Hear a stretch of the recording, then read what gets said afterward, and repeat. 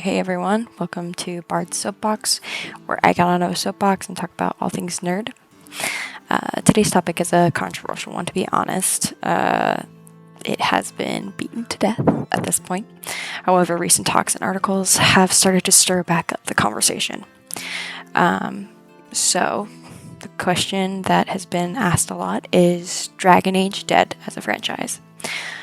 My hope is that this isn't the case. In fact, it seems plenty of fans, including myself, seem to have one general consensus on the matter that could revive the franchise from the dead, but let me go ahead and continue to beat the very dead horse and give you my opinion for why the franchise needs reviving in the first place. Because I have a lot to say about the infamous latest installment that is Dragon Age Veilguard. You know, one good thing about the Blight is how it brings people together. I am not an old school Dragon Age fan. I just got into Dragon Age just shortly after Veilguard's release. Some of you might be asking, well, did you get into the franchise thanks to Veilguard? And my answer is kind of. When the first Dragon Age Veilguard trailer was released, Wizard, my husband, was excited at the prospect of a new Dragon Age game. He is an old time fan. He even had me sit down to watch the trailer with him. However, as the trailer progressed, Wizard became less excited. It was obviously not the game he was expecting. So, when the game was released, I pushed him to play it. I told him that he needed to give it an earnest try before he judged the game. So, he pushed for me to try it as well. I did, and I will say that I didn't hate it. Someone that played more games like Resident Evil or hero shooters, such as Marvel Rivals or Overwatch, the faster pace was fine by me. I had Baldur's Gate to fall back onto when it came to experience with companion characters, but they didn't seem horrible to me the first time around. Let me emphasize first. After about 2 hours of playing the game and telling Wizard that I didn't mind it, he told me I had to play the other games first. He said that until I had, I wouldn't be able to see the true issues with the game. So I stopped and went to play the old games. I chose to start with its predecessor, Inquisition. It was the newer game, and the other games were dated to the point that I hesitated to play them. I finished beating the base game of Inquisition, and I loved it. The intriguing companions, the fun storyline, and the beautiful world was so endearing to me. However, before I could dive into any of the other games, the holidays rolled around, and then our son came along shortly after. His premature birth led me to put the games on pause. I didn't think much of Dragon Age for a while, but I was able to pick up the games again. This time I started with Origins proper. Now that you understand my history with Dragon Age, let's dive into what I've noticed as a new fan to the franchise. Veilguard's butchering of the world of Thedas. The world of Thedas is, for the lack of a better word, messy. The world's politics, its treatment of elves and mages, and the hate between groups of people is palpable as you play through the first 3 games. It is stark, and it is so very real in a way I adored how messy the world of Thedas was. It was a reflection of our world, which made it feel very real. The world was so rich with lore and diversity that you couldn't help but get wrapped into it all. In Origins, you are given so many different diverse origin stories to choose from that each one feels like a real person, which is what the developers intended. If you didn't already know, each origin happens in the game whether you choose that origin or not. So the Kuzlins are still slaughtered, the alienage still ends up rioting, and the Dwarven King still loses 2 children to betrayal. What matters is where Duncan is depending on your choice as the player that affects the world's outcome, which lends itself to more authenticity. Now, this doesn't apply to Dragon Age 2 because you are set to play as Hawke. However, the same ideas apply to Inquisition. Every option for the Inquisitor depends on your choice. Trevelyan, Lavellan, or Adar, despite the lack of origin depth, you still get to mold the world through your choices. This all adds a sense of reality to it. The lore progresses because of you. You don't get that with Veilguard. The world feels set in stone, and your protagonist, Rook, is just there to experience it. Rook is reactive when other protagonists are often proactive. When you are playing an RPG, you want your character to feel like they have weight and some say with what happens. But Veilguard, you are so passive that you really don't get a say. Not really, which brings me to my next point. Veilguard has few real choices. If some of you are going to point out that in every Dragon Age game you are on a track to the same destination, you will be correct. However, the choices you make to said destination matter. In Origins, you can decide if you choose to support Alistair as king or Honora as queen. This affects future games as Dragon Age 2 and Inquisition will alter Alistair's role per your choice for him. In Dragon Age 2, the sibling who survives with you to Kirkwall all depends on the role you choose your Hawke to play. Whether that be a mage or martial class, that sibling can then die later if you choose to take them with you to the Deep Roads if you are unprepared. In Inquisition, if you choose to support either the mages or Templars, you are given the task of helping to redeem one of Corypheus's lieutenants. Whether you help Leliana track down Calpurnia or whether you assist Cullen with Samson, the choices all still have lasting effects. In Veilguard, you can't even tell a companion to go away. Instead, you have to endure through every single companion that you despise. And I will be honest, there were a lot of companions that I did not care for in Veilguard. It's shocking, I know. So much of Dragon Age is driven by choice and companions. That the fact that you have no choice who is there in your team is ridiculous. Don't even get me started on the companions. I think this is where people can be the most vocal.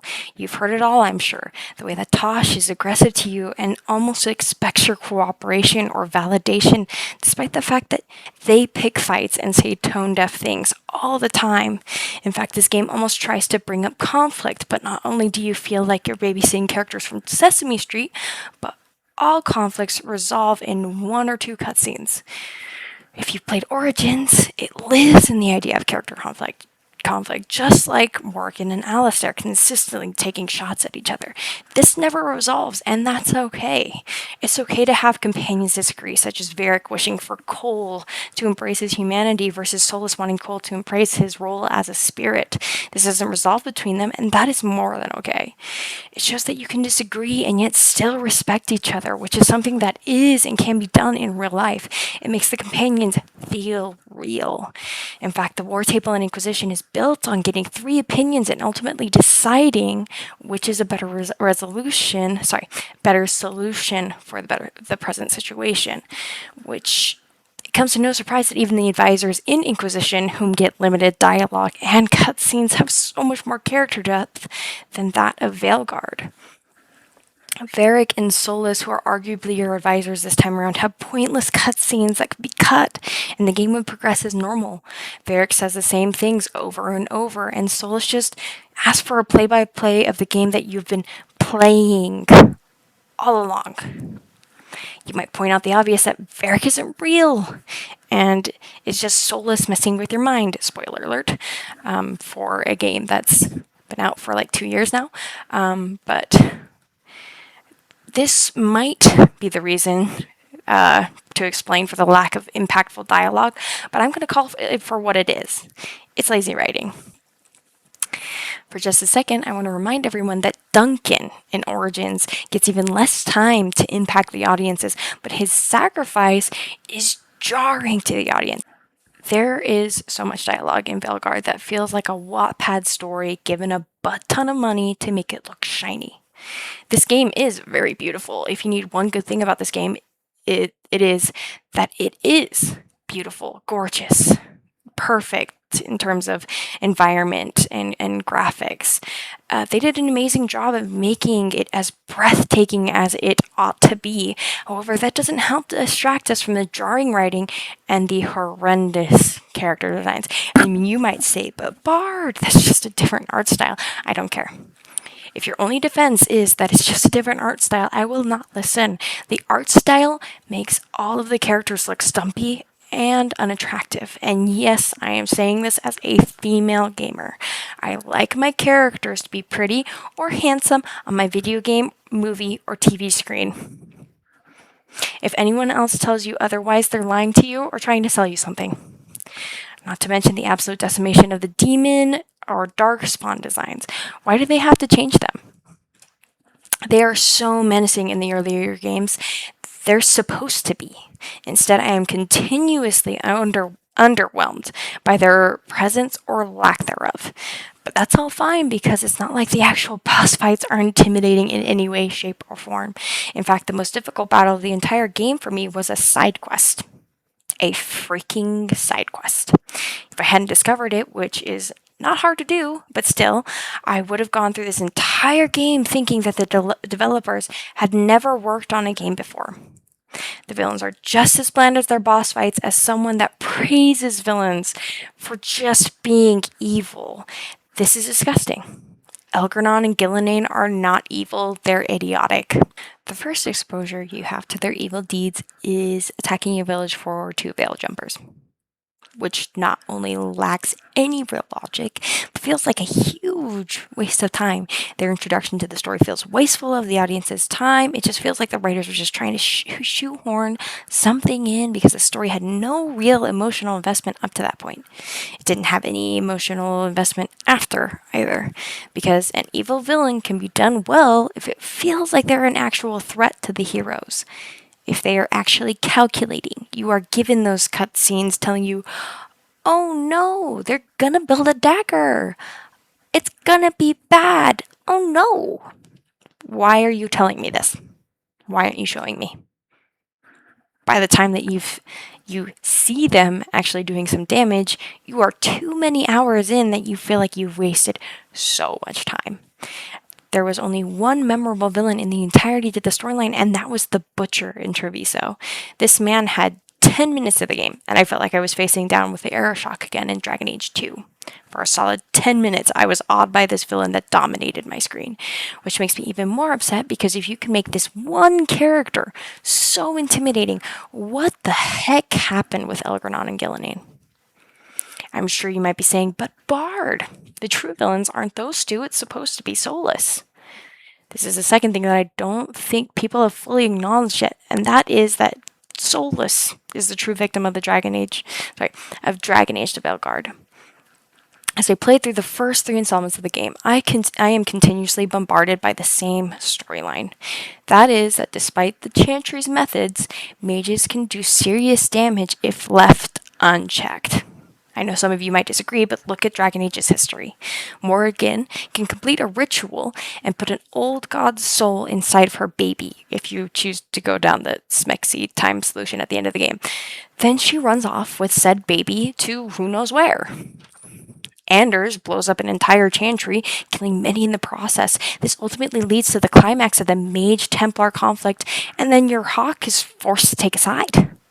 Then we get to Solas' story, an elven mage that promises to help the Inquisition, which he does, until the end of the base game. Then he leaves, and the game reveals that Solas was the one who gave Corypheus the orb that started the entirety of Inquisition's events. He was indirectly responsible for Corypheus blowing up the Temple of Sacred Ashes, all because he thought he could somehow use Corypheus instead. I know some of you might be saying, but that's just because mages are oppressed. You would be correct.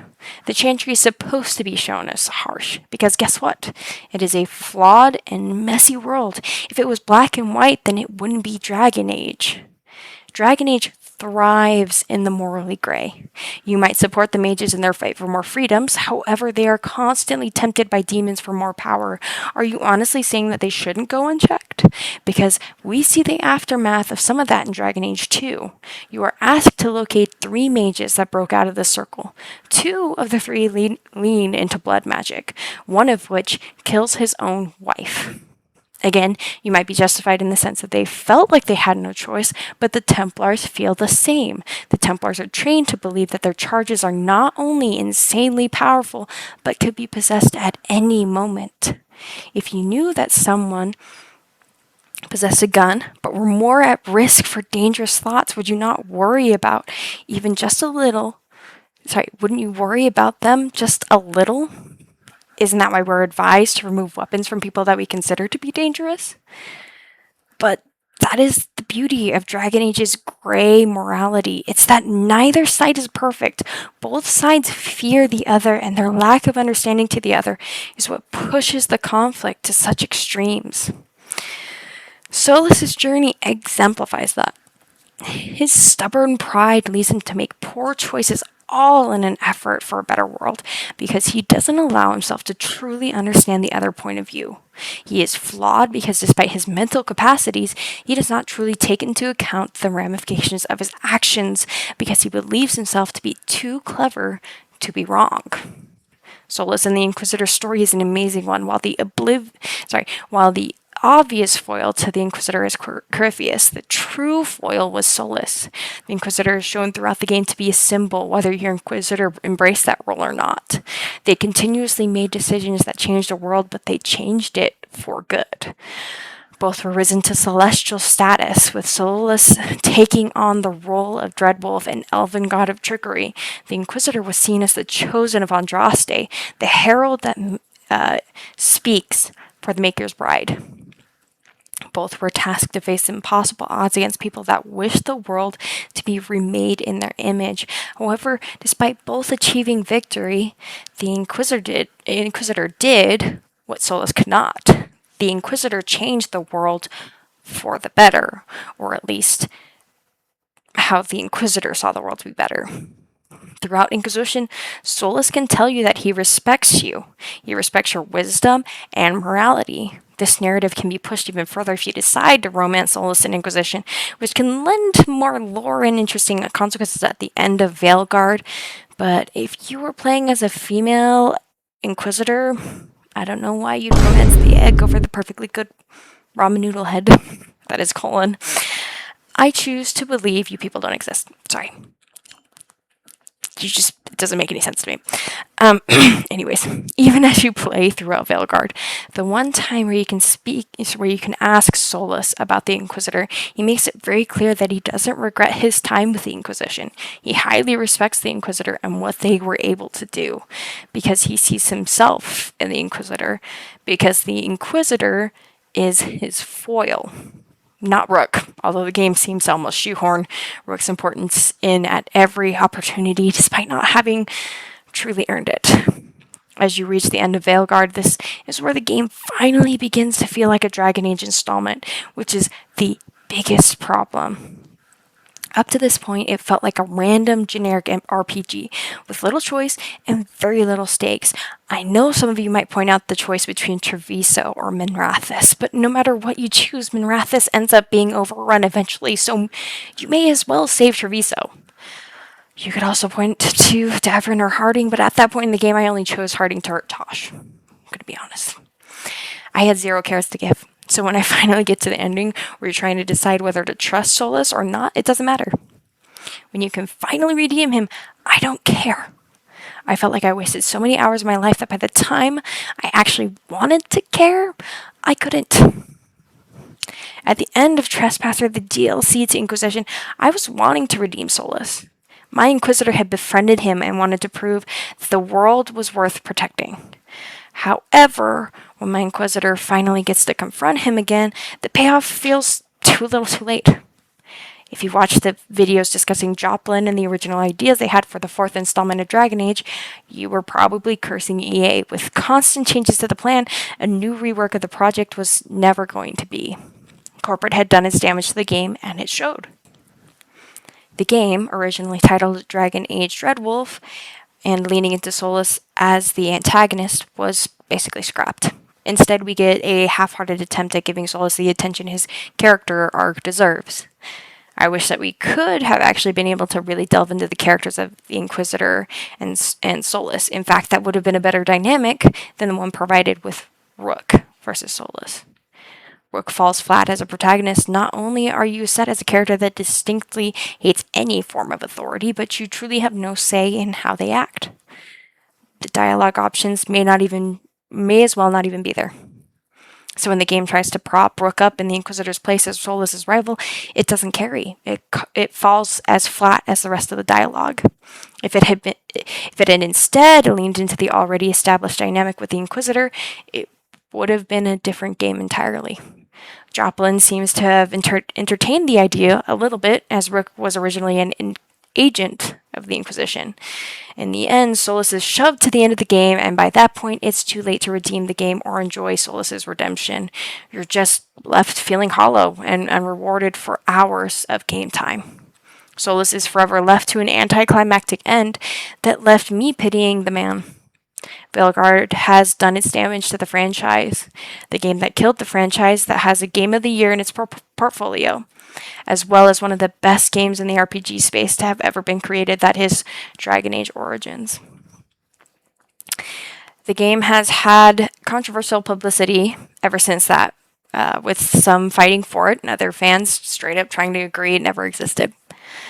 So that brings me to the recent articles and talks. Old developers and even the creator of Dragon Age, David Gaider, have come out to speak on Dragon Age. Gaider even going so far as to volunteer to return to BioWare to help produce the next game of the franchise, to return it to its proper roots. Not to mention that articles have been really speaking of what many fans are begging for, which is a remake of Dragon Age Origins. Certainly, if anything can save Dragon Age, it's the story that started it all.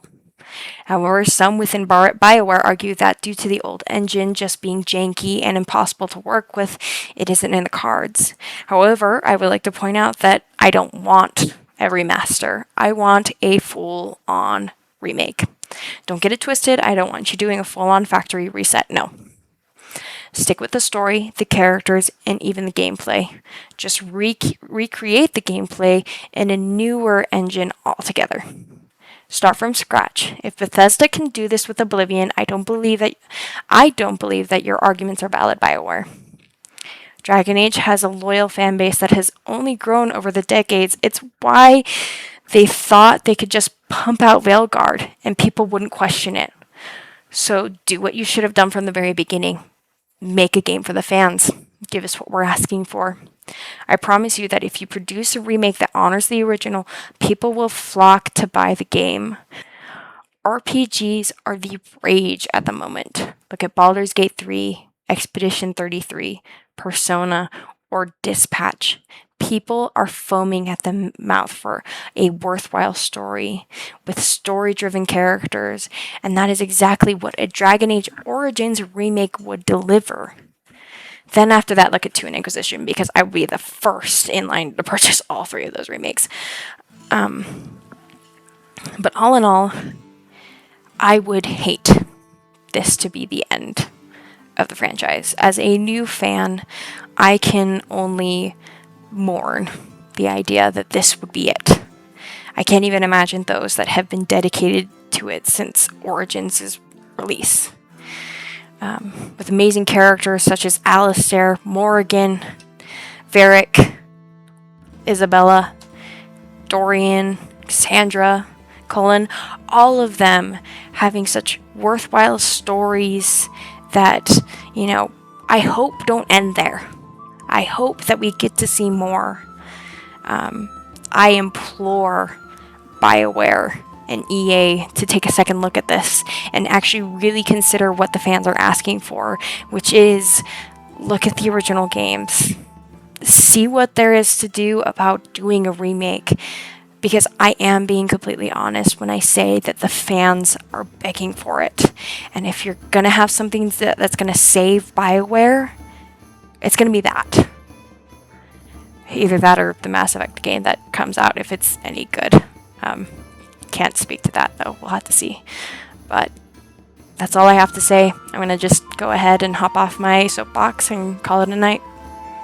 Thanks for watching.